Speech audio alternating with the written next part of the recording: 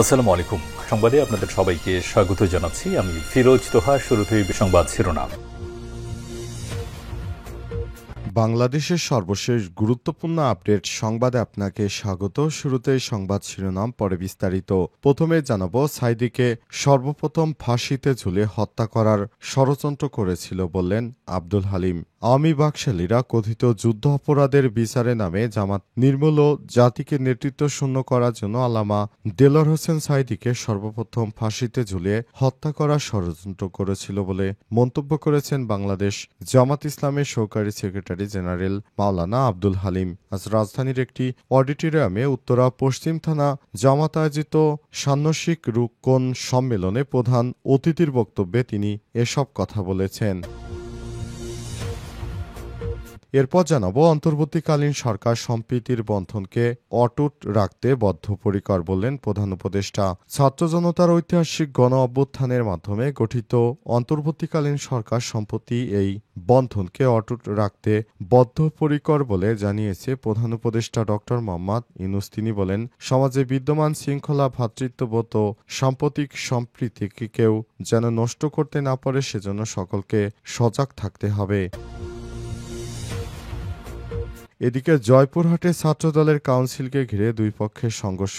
জয়পুরহাট সরকারি কলেজ ছাত্রদলের যশোর কাউন্সিলকে কেন্দ্র করে দুই পক্ষের মধ্যে পাল্টাপাল্টি ধাওয়া পাল্টাধার ঘটনা ঘটেছে। এতে একজন পুলিশ সদস্য সহ অন্তত ৭ জন আহত হয়েছে। আজ বিকেলে কলেজ প্রাঙ্গণে এই ঘটনা ঘটে।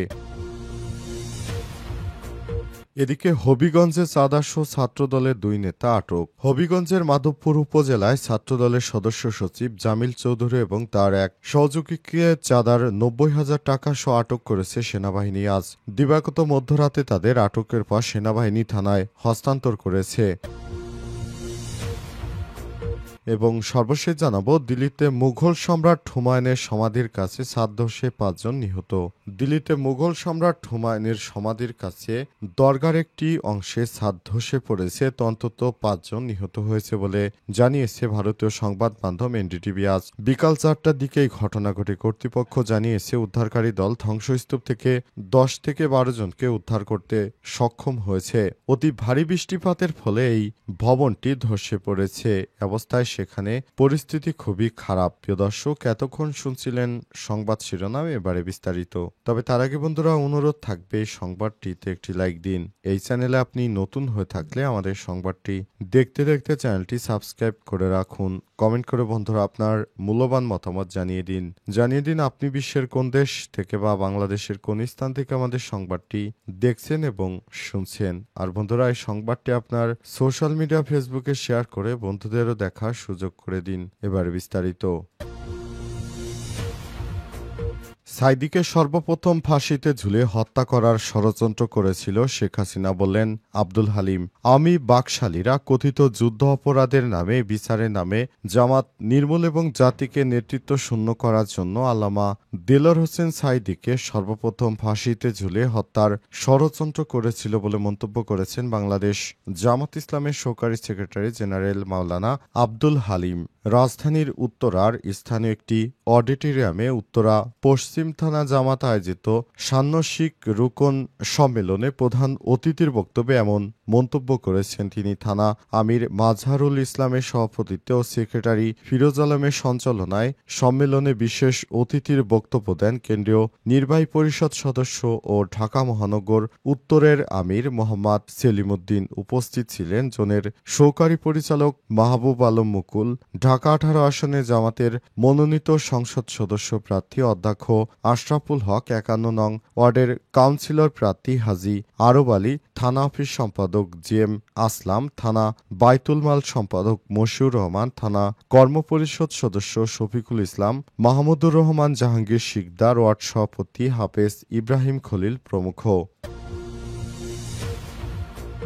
অন্তর্বর্তীকালীন সরকার সম্প্রীতির বন্ধনে অটুট রাখতে বদ্ধপরিকর বললেন প্রধান উপদেষ্টা।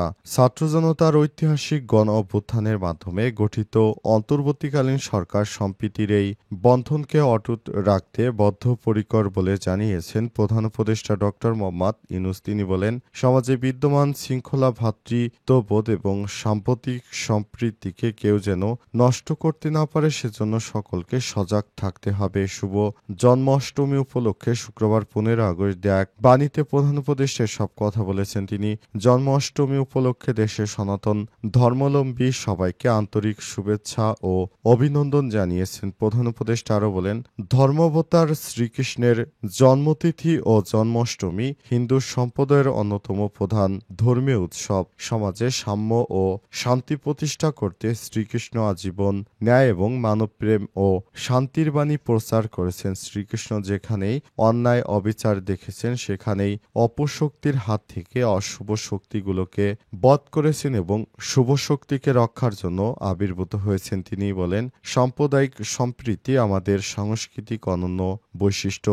আবহমান কাল থেকে এদেশের মানুষ সাম্প্রতিক সম্প্রীতি বজায় রেখে নিজ নিজ ধর্ম পালন করছে। শ্রীকৃষ্ণের আদর্শ ও শিক্ষা পারস্পরিক সৌন্দর্য এবং ভ্রাতৃত্ব বন্ধনের আবদ্ধকে আরও সুদৃঢ় করবে বলে উল্লেখ করে তিনি সকলের সম্মিলিত প্রচেষ্টায় সাম্প্রদায়িক সম্প্রীতিতে ভরপুর বৈষম্যমুক্ত এক নতুন বাংলাদেশ গড়ার আহ্বান জানিয়েছেন। জয়পুরহাটে ছাত্রদলের কাউন্সিল ঘিরে দুই পক্ষের সংঘর্ষ।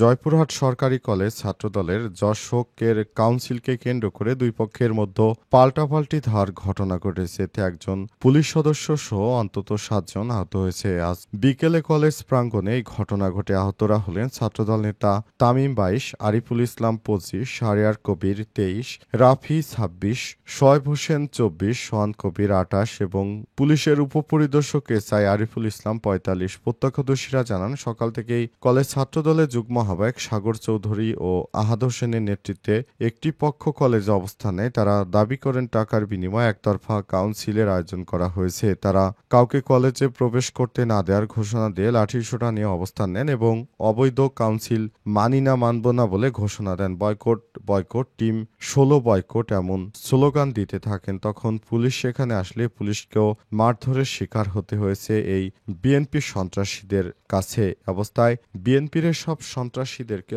পুলিশের পক্ষ থেকে দমন করতে গেলে তারা পুলিশের উপরও চড়াও হয় এবং পুলিশের কর্মকর্তাদেরকেও তারা পিটিয়েছে। অবস্থায় পুলিশের পক্ষ থেকে দায়িত্বশীল আচরণ করা হলেও বিএনপির সন্ত্রাসীরা কিছুই মানছে না। তারা পুলিশের উপর দিয়ে বড় ধরনের নাশকতা চালানোর চেষ্টা করছে। কোনোভাবে এই বিএনপি সন্ত্রাসীরা থামছে না। অবস্থায় বিএনপির হাইকমান্ডের কথাও শুনছে না এসব সন্ত্রাসীরা। তারা চাঁদাবাজির জন্য পাগল হয়ে গেছে। এমন একটি পরিস্থিতি তৈরি হয়েছে যে দেশে এখন আইন বলতে কোনো কিছুই নেই। তারা নিজেরাই নিজেদের হাতে আইন তুলে নিচ্ছে। হবিগঞ্জে চাঁদাসহ ছাত্রদলের 2 নেতা আটক। হবিগঞ্জের মাধবপুরে উপজেলা ছাত্রদলের সদস্য সচিব জামিল চৌধুরী এবং তার এক সহযোগীকে চাঁদার 90,000 টাকা সহ আটক করেছে সেনাবাহিনী। আজ মধ্যরাতে তাদের আটক করা হয়। আটকের পর সেনাবাহিনী তাদেরকে সকাল 7টার দিকে মাধবপুর থানায় হস্তান্তর করে। পুলিশ জানায়, উপজেলার বাঘাসুরা ইউনিয়নের কালিকাকাপুর গ্রামে অরূপ চৌধুরী নামের এক ব্যক্তিকে আটক করে 1,50,000 টাকা চাঁদা দাবি করে ছাত্রদলের নেতা জামিল চৌধুরী ও তার 4 সহযোগী। বিষয়টি গোপন সংবাদের ভিত্তিতে জানতে পেরে সেনাবাহিনীর প্রেক্ষিতে মধ্যরাতে সেনাবাহিনী মাধবপুর ক্যাম্পের একটি দল ওই এলাকায় অভিযান চালায়। এই সময় ঘটনাস্থল থেকে হাতে নাতে চাঁদা সহ 90,000 টাকা সহ মাধবপুর উপজেলা ছাত্রদলের সদস্য সচিব জামিল চৌধুরী ও ছাত্রদল কর্মী মোনায়েম খানকে আটক করা হয়। অভিযানের টের পেয়ে সাথে থাকা পানেল মিয়া মোহাম্মদ রোকন মির্জা পালিয়ে যায়। হবিগঞ্জ জেলা ছাত্রদল সভাপতি শাহ রাজীব আহমেদ রিঙ্গন বলেন, কারো ব্যক্তিগত অপরাধের দায় নেবে না ছাত্রদল। বিষয়টি খতিয়ে দেখে দ্রুততম সময়ের মধ্যে জামিল চৌধুরীর বিরুদ্ধে সাংগঠনিক ব্যবস্থা গ্রহণ করা হবে। মাধবপুর থানার ওসি শহীদুল্লাহ বলেন, চাঁদাবাজির অভিযোগে ছাত্রদল নেতা সহ 2 জনকে আটক করেছে সেনাবাহিনী। থানায় হস্তান্তর করেছে। তাদেরকে থানায় জিজ্ঞাসাবাদ করা হচ্ছে। ওসি আরও বলেন, অরূপ চৌধুরী ধরমমণ্ডল গ্রামের বাসিন্দা। তিনি ডিশলাইনের ব্যবসা করে আটককৃতদের জিজ্ঞাসাবাদ শেষে প্রয়োজনীয় ব্যবস্থা গ্রহণ করা হচ্ছে। শেখ হাসিনা পালিয়ে যাওয়ার পর বিএনপির সন্ত্রাসীরা চারদিকে যেভাবে চাঁদাবাজি শুরু করেছে, তাতে করে সাধারণ জনতা এখন অতিষ্ঠ হয়ে পড়েছে। তাদের হাত থেকে সবাই মুক্তি পাওয়ার জন্য এখন আন্দোলন সংগ্রাম শুরু করেছে।